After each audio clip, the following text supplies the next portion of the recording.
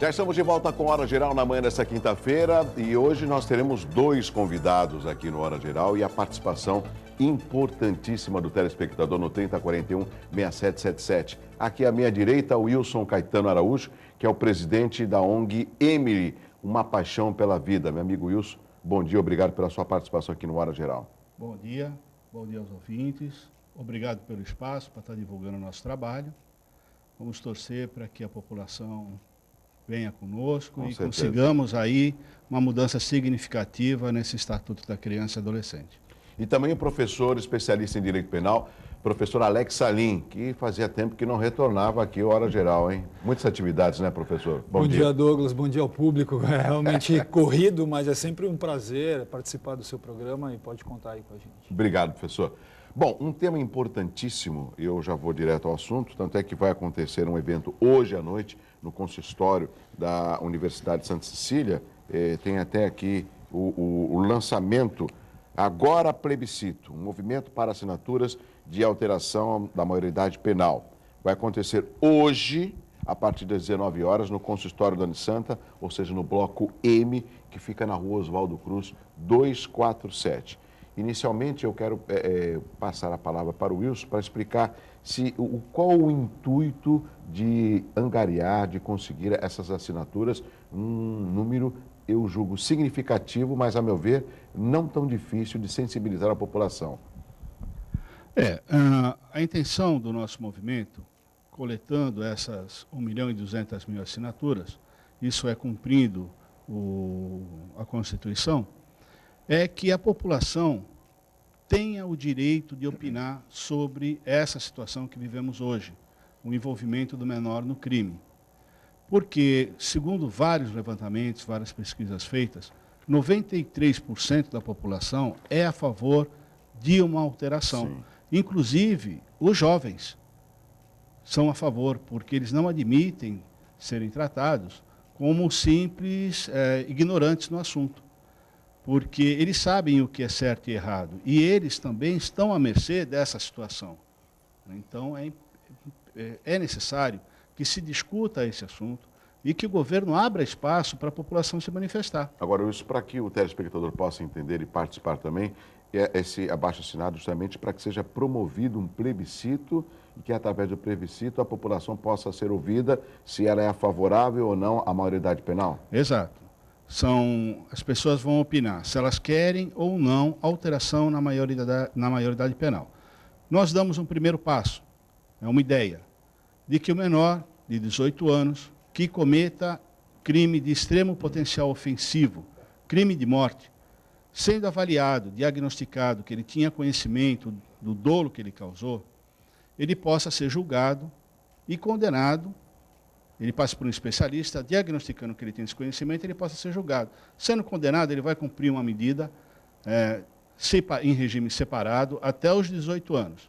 E após os 18? Após os 18, se a pena continuar, aí ele vai para uma penitenciária comum cumprir o restante da pena. Muito rapidamente, hoje o que acontece quando o menor comete um ato como esse, ele vai para a Fundação Casa e fica até completar quantos anos? Não, ele vai para a Fundação Casa, dependendo da idade. Tem 17 anos, vai? 17 ele vai ficar até 21 anos, no máximo isso, né? Porque ele não pode passar de 3 anos retido na Fundação Casa. Esse é o prazo estipulado para que se recupere um jovem que cometeu um assassinato.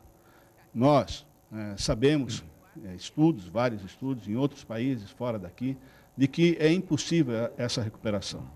3 anos é um tempo muito pouco, muito pequeno, para recuperar um jovem que entrou para a marginalidade, chegando à situação de pegar numa arma e disparar, tirar uma vida.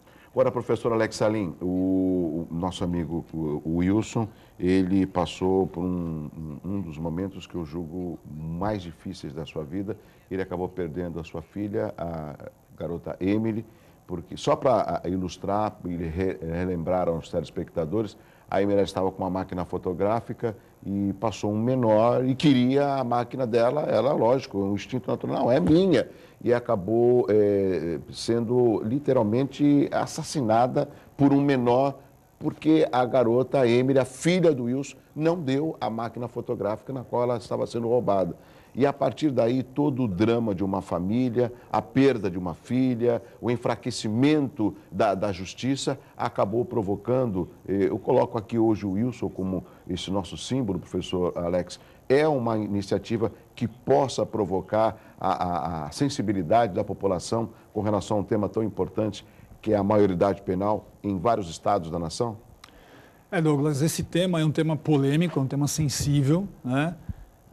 Aflige toda a sociedade, a gente acompanha aí os noticiários, cada vez mais nós temos casos de menores praticando crimes com violência, né? Porque o ilícito ele acontece aí com ou sem violência.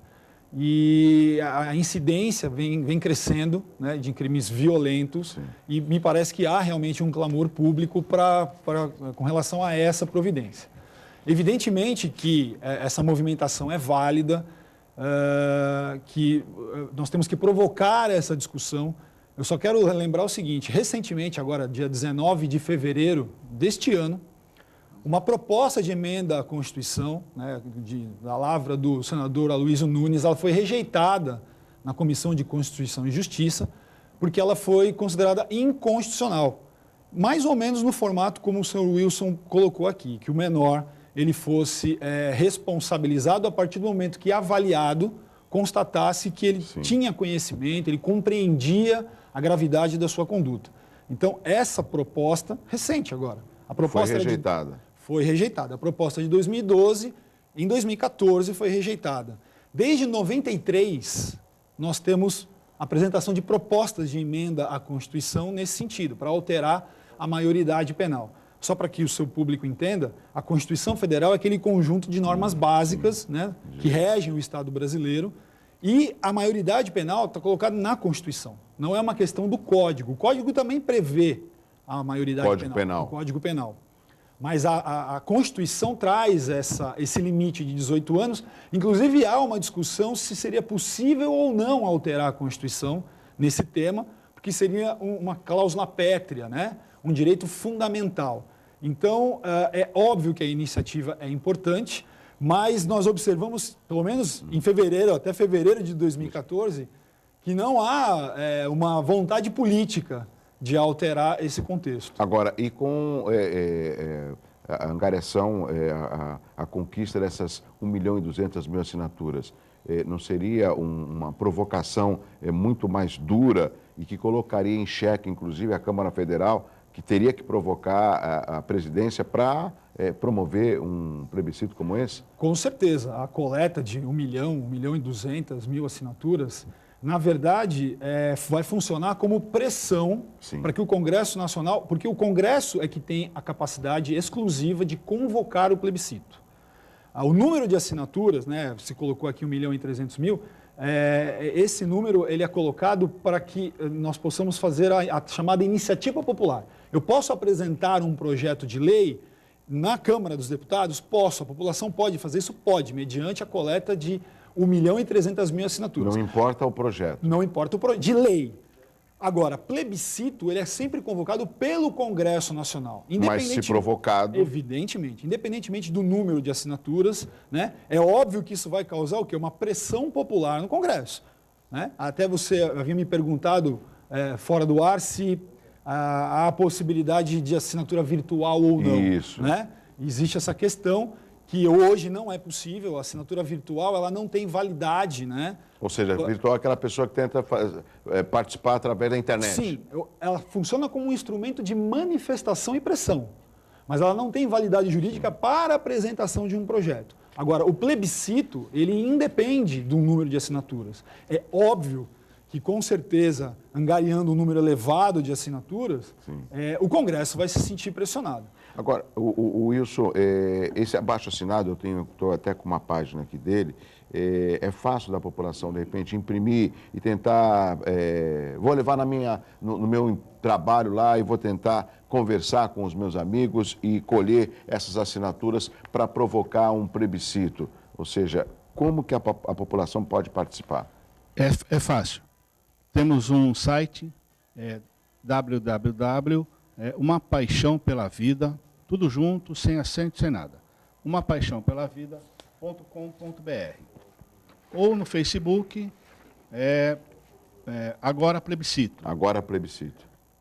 Numa dessas duas páginas tem a impressão, imprime a folha, assina, são 10 assinaturas, a pessoa assina, pede para o amigo, para o pai, para o vizinho, e coloca no envelope e manda para nós pelo correio. Tem no rodapé a caixa postal, o pessoal manda para a nossa caixa postal e nós vamos anexar a todas que vamos receber, esperamos, do Brasil todo. Agora, Wilson, existe alguma proposta de tornar itinerante, você vai percorrer as cidades, e aí eu convocaria eu digo a Alvebs, que nós temos o Rafael Redó, que é o presidente da Alvebs, que é a União dos Vereadores da Baixada Santista, para que, de repente, através das câmaras, você poderia aí disseminar aí essa divulgação.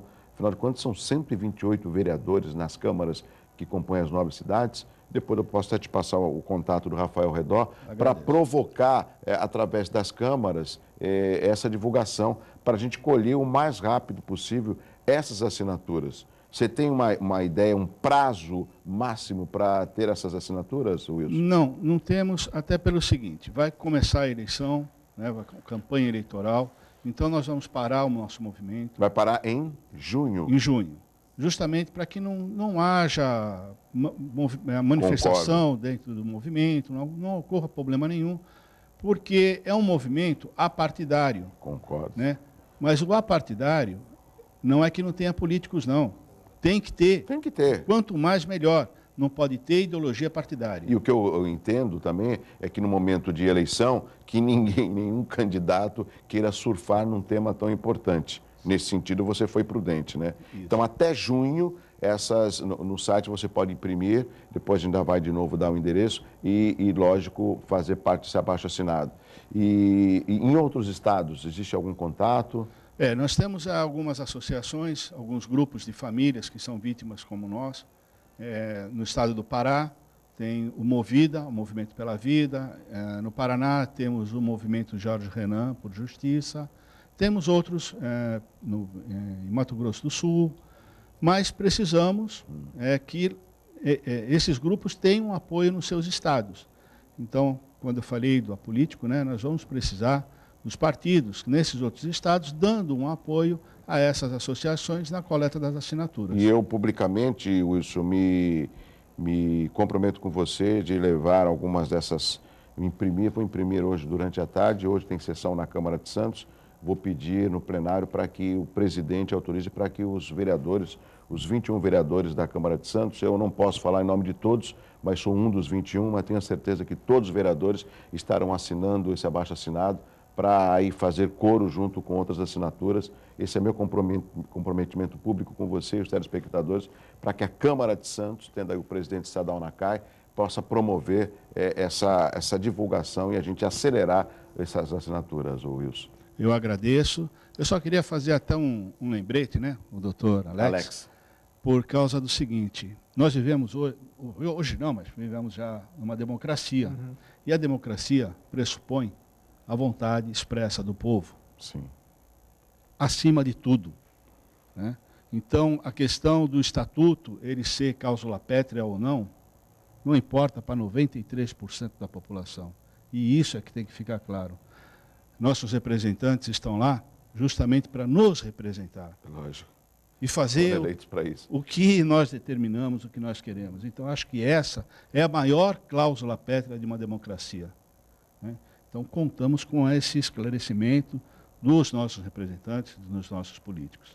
Rápido intervalo, já eu volto com Hora Geral, um tema importantíssimo. E os nossos convidados, o Wilson Caetano Araújo, presidente da ONG Emily, Uma Paixão pela Vida, e o professor especialista em Direito Penal, Alex Salim, vão continuar com a gente aqui no Hora Geral. Eu volto já.